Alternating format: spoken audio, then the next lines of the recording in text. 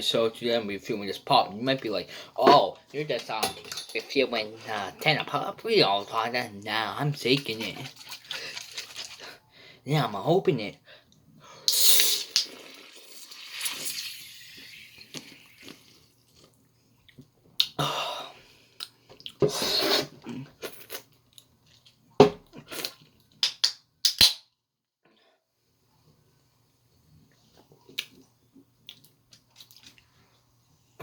Oh,